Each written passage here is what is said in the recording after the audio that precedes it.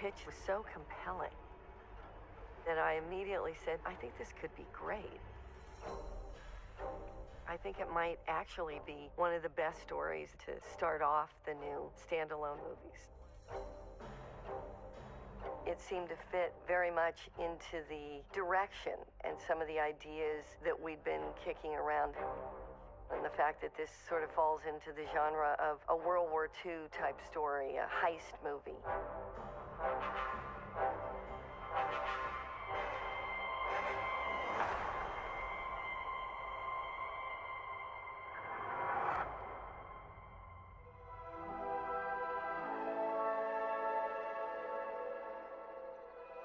So in May of 1978, that's a year after Star Wars came out, my dad had a conference in Anaheim, and he brought my brothers and I along. It's my first trip to California. And I had read this amazing article in Cine Fantastique magazine. They had fairly substantial interviews with a lot of the folks that had worked on New Hope at ILM.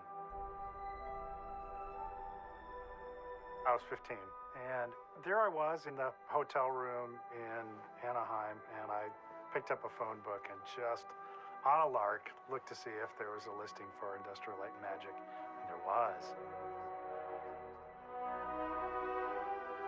So I called up and I said, I'm a model maker and I'm interested in working in the industry. He said, well, why don't you come on down and we'll show you around. So the next morning, my dad drove me to Van Nuys, where ILM was, dropped me off.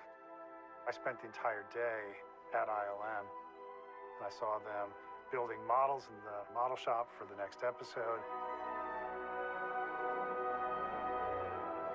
That was a pretty transformative experience.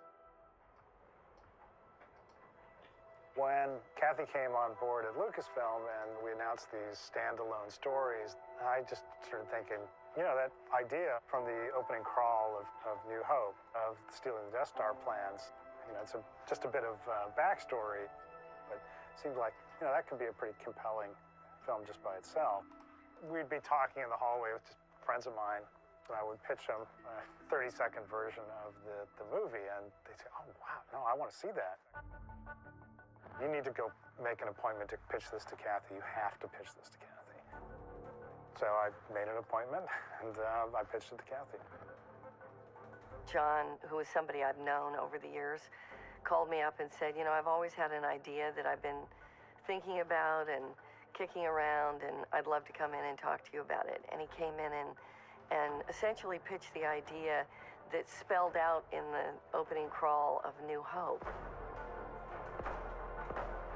about rebel spies that go in to steal the plans to the Death Star.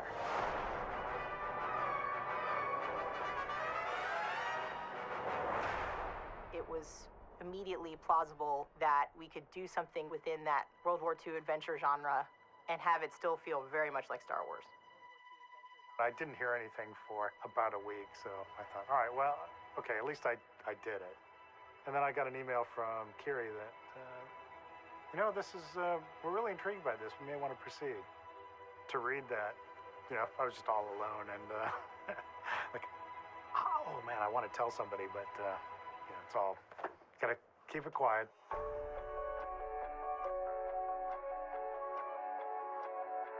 John and I go way back. I mean, we probably started at ILM almost the same year.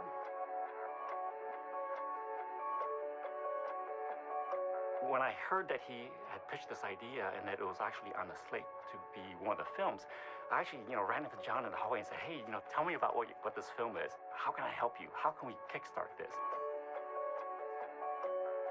And at that time, we didn't know who the director was. We didn't even have a writer. Basically, you know, I pitched him, can we actually start a small development team? Just some initial ideas under your guidance. And we started to develop the world of Rogue One. The whole idea was just to help launch the project so that when the writer came on board and when the director came on board, we had a head start. Doug told me that John Knoll had a project that he wanted help with, and it was just going to be kind of a small in-house thing between a couple of artists and John. My first task that John wanted me to work on was to get one piece of art kind of depicting this rebel unit and really showing that they're this motley group. You know, it was a variety of humans, the droid, and then two aliens, each with different skills and different abilities. Even back in this first iteration, the commander was Jin. What makes something a saga film is it's related to the Skywalker family in some way. But Star Wars stories, I think, can be anything. We want these movies to have a distinctiveness to them, and so we're very interested in filmmakers who have really strong points of view when it comes to their sort of visual take on things.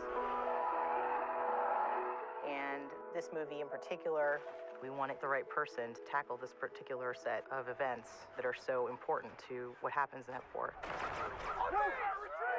We popped in a Blu-ray of Monsters in George's screening room in the main house at Skywalker Ranch. And we watched Monsters and came out of it and said, great, looks good.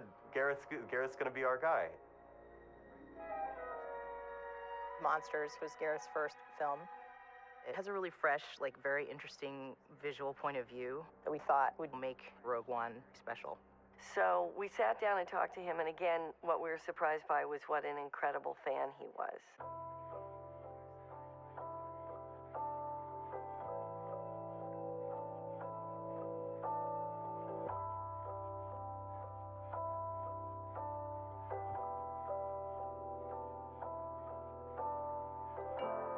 The affection that he had for Episode 4 was so palpable. This is the actual one he played with.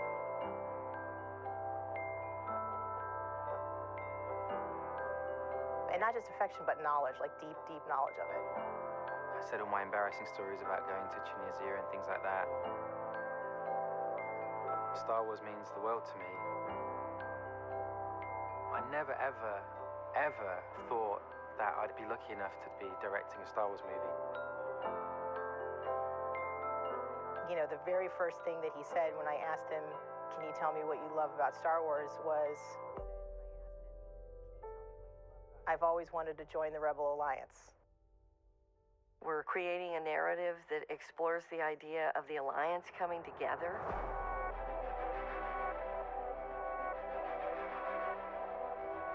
So we wanted this to be an extremely diverse group of characters. And as we tell a story about the coming together of the Rebel Alliance, how do we represent that in the ensemble?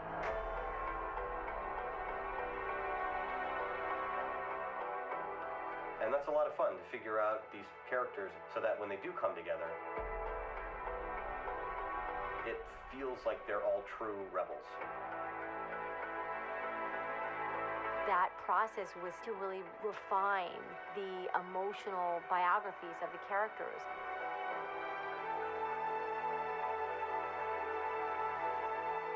It was important to us to really make sure that we're not just telling the story of this superweapon.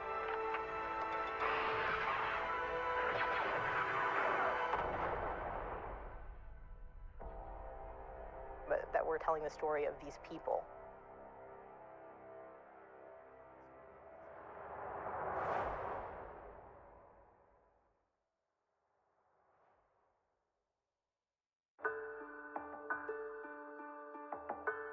She's very determined, she's strong-willed, she has an independence, but I didn't want her to become a caricature. It was very important that we found her humanity and her vulnerability, and also that you, as the audience, would be with her.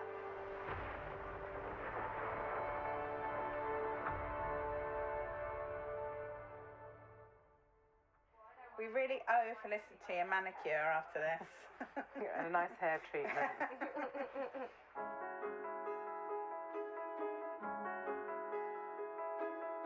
My first memory of it was watching at my cousin's house, and I just remember so vividly the introduction as it goes up the screen.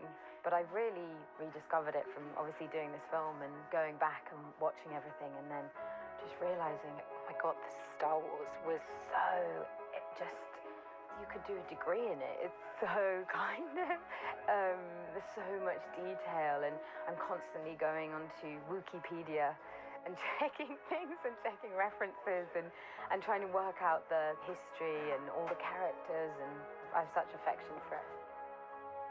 In the original story pitch that I did, I described Jin Urso, team leader, female, smart and tough, battle-worn, a little cynical and jaded from everything she's been through. She's seen it all, and maybe that makes her seem a little callous to those who don't really know her. Jin is sort of the central figure in this team, but she's sort of distanced herself from people. She's a survivor. She's more of an everyman character, an everywoman character. She gives us a chance to understand sort of what it's like to be a regular person inside of Star Wars and see the events that we were familiar with of the Civil War between the Rebellion and the Empire through a different pair of eyes. That felt proper to us. It felt right for this particular story. If the Empire has this kind of power, what chance do we have? What chance do we have? The question is, what choice? Jin comes at this with an unusual hook, and that is so much of Star Wars is spent with our heroes wondering where they came from, not knowing who their parents are. I love you, Stardust. Love you too, Papa. Jin, she knows where she comes from, and that really does define who she is. Jin's father kind of got talked into creating this super weapon, you know, like the nuclear bomb of Star Wars, in order to protect his family. And so that guilt hangs over her. A lot of it is about relationships between children and parents. Papa, it's me. Because of this, Jin hates the Empire. So whenever Jin sees stormtroopers, she just wants to annihilate them. Which was great fun to play. Just being able to bash stormtroopers on the head without any feelings of guilt. I love the chaos. I love it. No!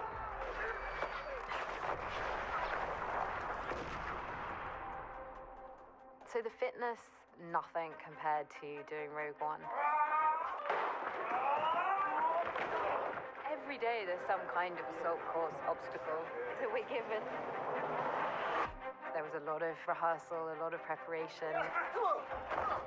We're trying to create a situation where being thrown off balance can produce something spontaneous to make that feel as real as possible, to make it feel like, you know, that your heart's beating and you're actually in this situation. It's quite late in the day. There's been a lot of running around. Just gonna do some stretches. Action.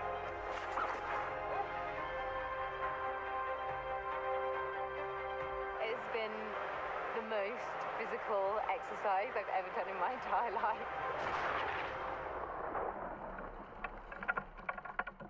Because I want to cut back to this and see like everything receding and disappearing. Felicity, I mean, apart from the fact she's a really great actress, she does make it seem so easy that you forget what she's going through sometimes. And as amazing it is to make Star Wars, it's also very hard. I used to, whenever I was thinking, I think I've got one of the hardest jobs in the world, I'd always stop myself and go, actually, Felicity's got the hardest job.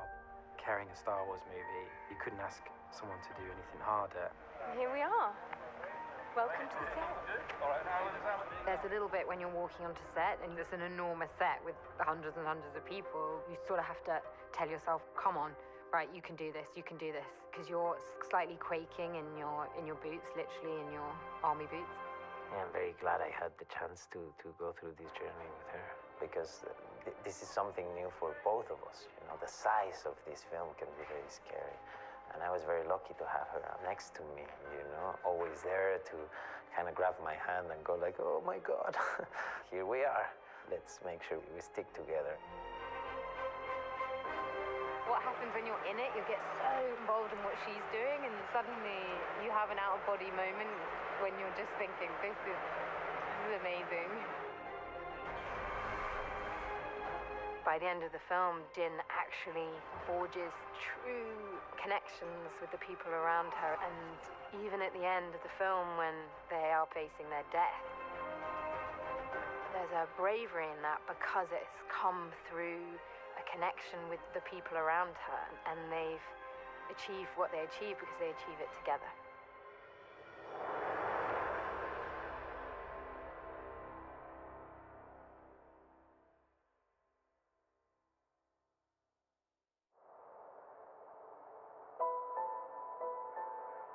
There's no need for superpowers.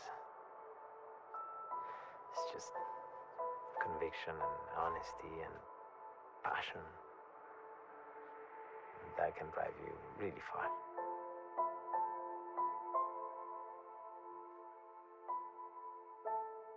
I've been in this fight since I was 6 years old.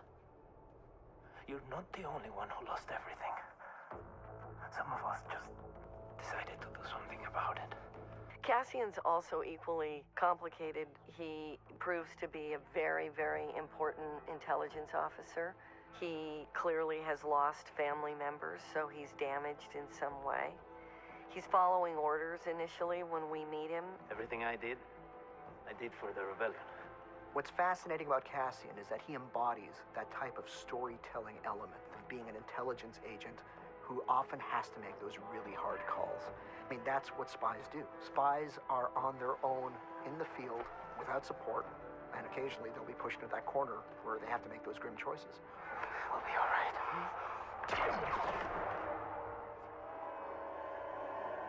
He represents the people. He's just a regular guy. Like, there's nothing heroic about him but that, which is we can all be heroes, you know, it's that kind of idea. And every time I walked away from something I wanted to forget, I told myself it was for a cause that I believed in.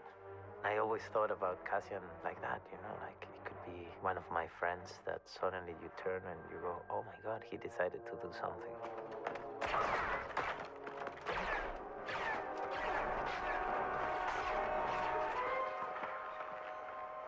These are two people that are defined by their loss and by grief surrounding family. I mean, you really feel that when you watch Felicity and you watch Diego, and you watch that relationship. You can tell neither one of them has trusted much in their lives.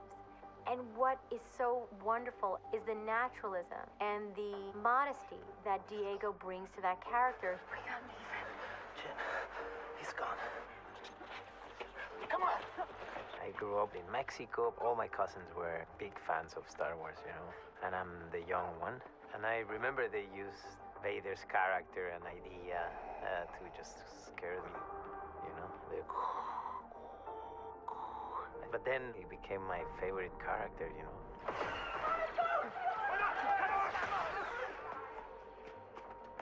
I was really looking for someone who had something else to offer rather than the default. This is what a leading guy is, you know, in terms of the cliche, especially in tough action roles. I'm not a fan of heroes that stand in the corner and just brood, and that makes them cool. And Diego gets high score for likability. You just want to be his mate the second you see him. Gareth was always, since pretty early in the process, he said, "You are my choice." It felt fantastic. I was the happiest man in Mexico, probably. I gotta admit, I mean, Cassian, I will always have a soft spot to have someone of his particular heritage on the screen. You know, my name's Pablo Hidalgo. Having someone like Diego Luna embody a Star Wars character is like, hey, we haven't really had that much before. So that's kind of great. I know we have a lot of fans in Mexico who do appreciate that.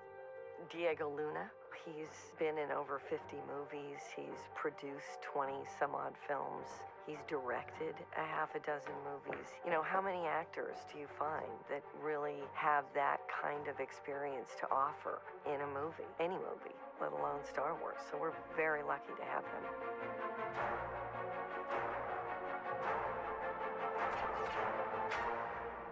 And there's a fresh one if you mouth off again.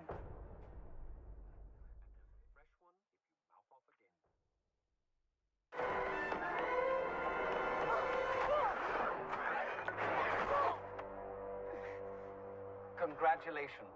You are being rescued. K2SO was in the original story pitch that I did. I actually described him as kind of the anti-C3PO. C3PO is a beloved character, but he's always used as a bumbling comic relief.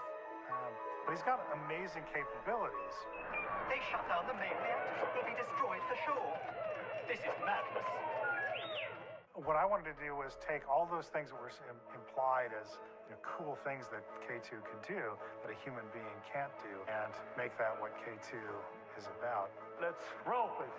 When you're putting together a team of experts with complementary skills, you want people with diverse talents, and so having a droid that can do these amazing things that a human can't do, that adds to the strength of your team. I'm K2SO. I'm a reprogrammed Imperial droid. Jen expects K2 to be a normal droid, and he's not. He doesn't follow orders so well. He listens to Cassian. We need to blend in. I can blend in. I'm surprised you're so concerned with my safety. I'm not. I'm just worried they might miss you and hit me. Not only does he speak his mind at times when he shouldn't. Doesn't sound so bad to me. He also has free will. He's a lot of different things. He's many things. He can be violent, cold. We will make it no more than 33% of the way before we are killed. He's funny. I find that answer vague and unconvincing. He's helpful. There are a lot of explosions for two people blending in. Freeze! Right there! I mean, he's supposed to be a spy. He's a terrible spy. Terrible. Terrible. Now, K2SO was a huge challenge. I mean, we knew that he was going to be a very iconic character, and we thought maybe it's a more serious version of C-3PO. John's brief for K2SO was that he literally wanted a black protocol droid, or a, kind of a black C-3PO. Some of our earliest designs were just simply variations on C-3PO, and they weren't quite hitting the look. So we went back to sort of our safety net, Ralph McQuarrie. We went back to his sketchbooks. And he had drawn many versions of these very elegant robots, almost stylized, where they had very thin limbs. We explored many versions of that, using Ralph as a foundation for updating it. And I think the final version is a really unique take on it, because it adds something very bold and very fresh. And I think in terms of designing for Star Wars, you need that. You need that boldness, you need that freshness. I've got a bad feeling about it. Quiet. What? It was important that for synthetic characters, we still have high-quality acting there.